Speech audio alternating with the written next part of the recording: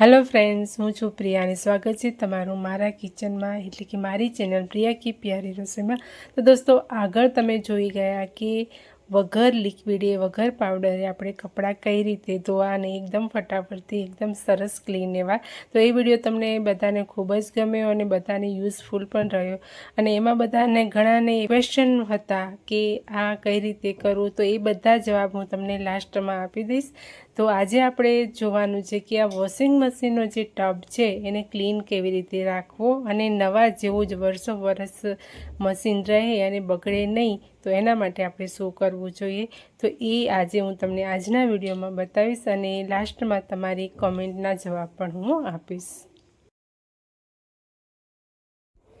Tub સાફ કરવું એટલા માટે જરૂરી છે કે ઘણા કપડાં ધોતા હોય છે મશીનમાં, તો શું થાય છે કે કપડાની અંદર ક્ષાર લાગી જતો હોય છે અથવા તો જે પાવડર લિક્વિડનો ઉપયોગ કરવામાં આવે છે એ કપડાની અંદર ચોંટી જતો હોય છે અને કપડાં સારા એવા ધોવાતા નથી અને આપણને એ જરા પણ ગમતું નથી, કેમ કે એનાથી સ્કિનની એલર્જી પણ થઈ શકે છે।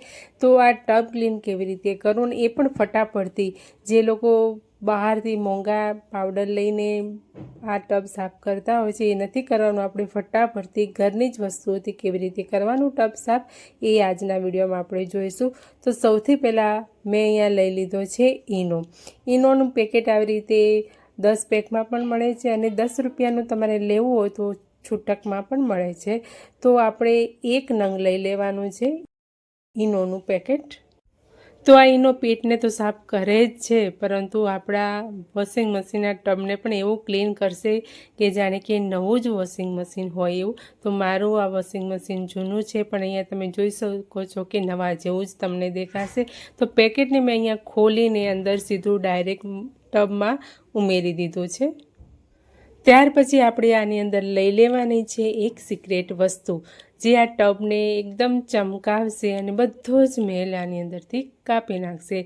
તો જી હા, તમે જોઈ શકો છો કે મેં અહીંયા શું લીધું છે। હા, બેકિંગ સોડા મેં અહીંયા લીધા છે, એટલે કે ખાવાના સોડા। તમારી જોડે પાપડ ખાર હોય તો પણ ચાલશે। તો અહીંયા બેકિંગ સોડા આપણે લેવાના છે, એનું પ્રમાણ હું તમને જણાવી દઉં કે કેટલું લેવાનું છે। આપણે કોઈ બીજું મેઝરમેન્ટ નથી રાખવાનું, ફક્ત હું તમને બતાવું એ પ્રમાણે તમારે આનું માપ લેવાનું છે। એટલે કે આપણા હાથોની મદદથી જ આવી રીતે બધી આંગળીઓ ભેગી કરીને જે ચપટીમાં આવે એટલું જ આપણે અહીંયા બેકિંગ સોડા ટબની અંદર ઉમેરવાનું છે। એટલે કે 1 પેકેટ આપણે ઈનોનો અંદર એડ કર્યો અને ચપટી ભર આપણે અહીંયા બેકિંગ સોડા લેવાનો છે, એને પણ ટબની અંદર ચારો તરફ આવી રીતે ફેલાવી દેવાનું છે। અને જે વસ્તુ હું જે પ્રમાણે ઉમેરું છું એવી જ રીતે તમારે કરવાનું છે, તો જ તમારું પરફેક્ટ ટબ ક્લીન થશે। તો એના પછી મેં અહીંયા લઈ લીધું છે લીંબુ અહીંયા એકદમ મોટી સાઇઝનું છે, તો અડધું મેં કટ કરેલું છે। લીંબુની અંદરના બધા જ બિયા આપણે કાઢી લેવાના છીએ, બિયા એક પણ રહેવા ના જોઈએ। જો બિયા રહી જશે ને તો અંદર ક્યાંક ફસાઈ જશે અને ટબ ક્લીન થવાના બદલે બગડી જશે। તો ધ્યાન રાખવાનું છે કે બિયા બધા જ આપણે કાઢી લેવાના છે। અને આ લીંબુ એકદમ મોટું છે, તો આપણે આખું લીંબુ નથી લેવાનું, તો લીંબુના હું અહીંયા 2 ભાગ કરી દઈશ। અહીંયા જેટલી જરૂર છે એટલું જ હું તમને માપ કહીશ, વધારે કંઈ પણ લેવાનું નથી। તો લીંબુના અહીંયા 2 ભાગ કરીને પછી જે અડધો ભાગ છે એને તમે ગમે તેમાં યુઝ કરી શકો છો।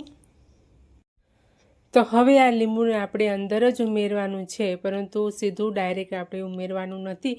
તો મેં અહીંયા એકદમ જૂની ટૂથપેસ્ટ લીધી છે, એટલે કે કોલગેટ લીધો છે। તમે જ્યારે પણ ક્યાંક પિકનિક ગયા હો કે પ્રવાસ ગયા હો અને વધેલી જે ટૂથપેસ્ટ પડી હોય એનો જ આપણે ઉપયોગ કરવાનો છે, એટલે એક્સપાયર થઈ ચૂકી હોય તો પણ આમાં ચાલશે અને એ જ લેવાની છે, આપણે બીજું કંઈ વેસ્ટ કરવાનું નથી। તો અહીંયા લીંબુની ઉપર આપણે કોલગેટને આવી રીતે ચોંટાડી દેવાનો છે, એટલે કે ડાયરેક્ટ મશીનમાં આપણે નથી નાખવાનું। સફેદવાળો કોલગેટ આવે એ જ લેવાનો છે, રેડવાળી ટૂથપેસ્ટ નથી લેવાની। તો કોલગેટને આવી રીતે ઉપર નાખીને પછી આંગળીની મદદથી આપણે ફેલાવી દેવાનું છે ઉપર, કેમ કે જો તમે ફેલાવશો નહીં ને તો સીધી ટૂથપેસ્ટ અંદર જ પડી જશે અને એક જગ્યાએ જે ચોંટેલી રહેશે, એટલા માટે। તો લીંબુમાં આવી રીતે એને એકદમ લગાવી દેવાની છે અને હવે આપણે આ લીંબુને અંદર ઉમેરી દઈશું। જો તમે ડાયરેક્ટ લીંબુ કે ડાયરેક્ટ તમે કોલગેટ અંદર નાખશો તો એ કોઈ જ એનો ફાયદો નથી, કોઈ જ કામમાં આવવાનું નથી એટલા માટે. અને હવે આપણે બધા શું કરતા હોય છે કે નાનું નેપકિન એવું અંદર નાખતા હોય છે, બટ નેપકિનથી શું થશે કે એકદમ એટલું બધું ટબ ક્લીન થતું નથી.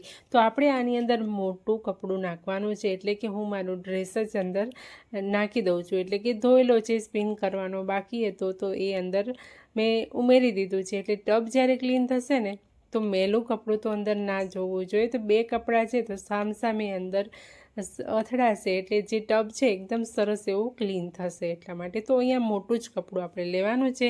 એના પછી આપણે મશીનનું ઢાંકણ બંધ કરી દેવાનું છે અને મેઇન સ્વિચ આપણે ઓન કરવાની છે. અને પછી આનામાં ફંક્શન આપેલા છે વોશ માટે અને સ્પિન માટે, બધા જ અહીંયા ફંક્શન આપેલા છે. તો એનામાં આપણે જોઈ લેવાનું છે કે ટબ ક્લીનનું ઓપ્શન ક્યાં આવે છે.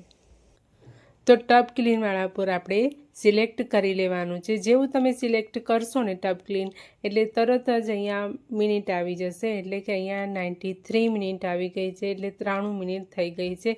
આનામાં જેમ આપણે કપડાં ધોઈએ છીએ ત્યારે જે મિનિટો આવે છે એ સિલેક્ટ કરવાની હોય છે, પરંતુ આનામાં કમ્પ્લીટ અહીંયા ફિક્સ જ હોય છે કે 93 મિનિટ તો અહીંયા લાગે જ છે. અને પછી આપણે અહીંયા સ્ટાર્ટ બટન કરી દેવાનું છે ઓન. જેવું એ ઓન કરશો એટલે તરત જ પાણી અંદર ભરાવા લાગશે ટબમાં. અહીંયા તમે જોઈ શકો છો કે પાણી ટબમાં પડવા લાગ્યું છે. અને હવે આપણે રાહ જોવાની છે. ઢાંકણ બંધ કરી દેવાનું છે. અહીંયા તમે 93 મિનિટ સુધી તમે જોજો કે ટબ કેવી રીતે ક્લીન થાય છે. આજુબાજુના બધા જ સ્પેર પાર્ટ એકદમ ક્લીન થઈ જાય છે. 88 મિનિટ થાય એટલે શું થશે, પાણી જે છે ટબમાં એમને ભરાયેલું રહેશે અને એકદમ આ ગંદુ પાણી હોય છે. ટબમાં જ્યાં જ્યાં મેલ હોય છે બધો જ નીકળી જાય છે અને એ ભરાઈ રહે છે. અહીંયા એ થોડીક મિનિટો અહીંયા એમ જ પાણી ભરાયેલું રહે છે, તાકી શું થાય છે કે આજુબાજુ મેલ જે બધો હોય એ ફોગી જાય અને પછી મશીન એકદમ ઘૂમવા લાગે છે અને સાફ થાય છે. તમે જોઈ શકો છો. અને હવે અહીંયા બાકી છે ફક્ત 3 મિનિટ. તો હવે 93 મિનિટ થઈ ગઈ છે, 90 મિનિટ થઈ ગઈ અને 3 મિનિટ હવે બાકી છે. તો અહીંયા હવે આ સ્પિન થઈ રહ્યું છે, એકદમ મશીન કોરું થઈ રહ્યું છે. ત્યાં કોરું થતી વખતે જ તમે જોઈ શકો છો કે કપડાં જે છે એ મશીનની અંદર એકદમથી અથડાવા લાગે છે, એનાથી ટબ એકદમ કોરો થઈ જાય છે. તો અહીંયા ટબ ક્લીન થઈ ગયો છે અને જોઈ શકો છો કે તમે અહીંયા હું કપડાં લઈશ એટલે એકદમ ચમકવા લાગશે.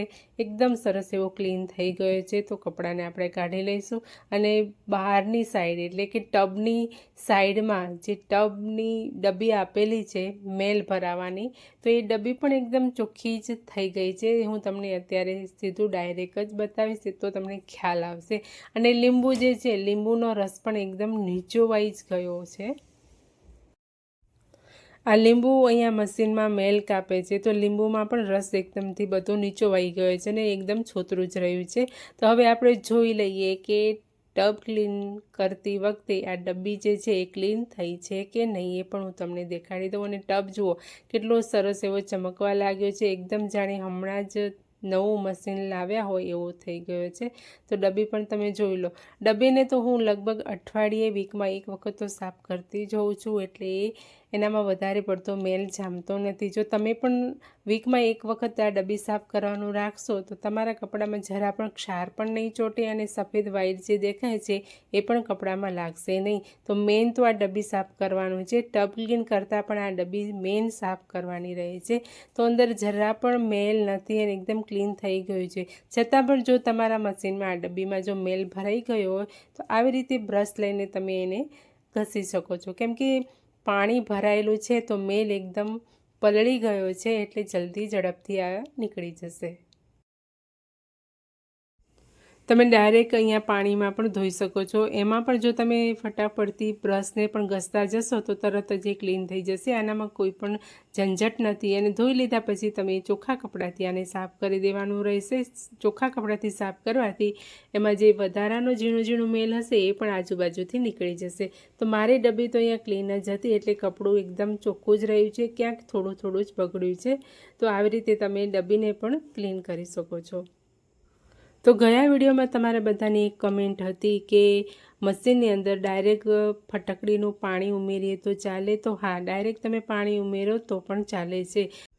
અને બીજી કોમેન્ટ એ હતી કે મારું મશીન ફ્રન્ટ લોડ છે તો એમાં શું કરવું, તો એનામાં તમે એક રૂમાલમાં પાવડરને બાંધીને અંદર મૂકી શકો છો, એનાથી એના જેવા જ કપડાં ધોવાશે. તો બીજી બધી કોમેન્ટો છે એનો રિપ્લાય હું તમને નેક્સ્ટ વિડીયોમાં આપીશ, અથવા તો આમાં પણ તમે મને પૂછી શકો છો. બધા જ તમારા કોમેન્ટના હું રિપ્લાય આપીશ. તો મિત્રો આજનો વિડીયો તમને કેવો લાગ્યો છે, જરા પણ ગમ્યો હોય તો પ્લીઝ વિડીયો પર લાઇક શેર કમેન્ટ જરૂરથી કરજો.